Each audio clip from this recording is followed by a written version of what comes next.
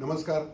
आपल्या सर्वांचे सतशः आभार की आपण ज्ञानेश्वर माऊलींच्या आणि तुकाराम महाराजांच्या पालखीच्या आगमनाच्या दिवशी वाहतूक पोलिसांना खूप चांगली मदत केली. चांगल्या पद्धतीने डायव्हर्जन झालं, ज्यामुळे आगमन सोहळा हा खूप उत्तम अशा पद्धतीने झाला.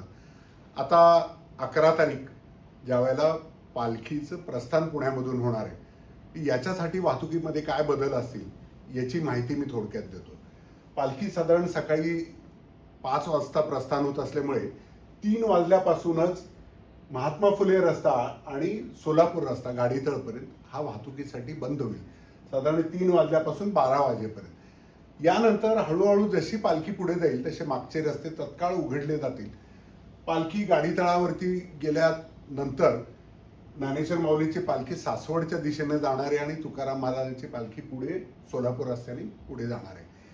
तर गाडीतळापासून पुढे जाणारे रस्ते हे साधारण सकाळी 7 वाजल्यापासून ते रात्री 10 वाजेपर्यंत सासवड रोड पूर्ण वाहतुकीला बंद असेल आणि सोलापूर रस्ता सुद्धा रात्री 10 वाजेपर्यंत बंद असेल. त्यामुळे सर्वांना विनंती आहे की शहराच्या दक्षिणेकडून उत्तरेला जाताना किंवा उत्तरेकडून दक्षिणेला जाताना या रस्त्यांचा वापर टाळावा.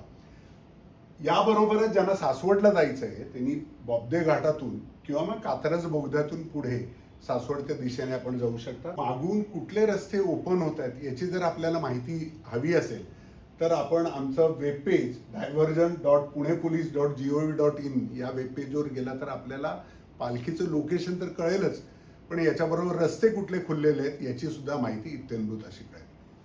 थँक्यू.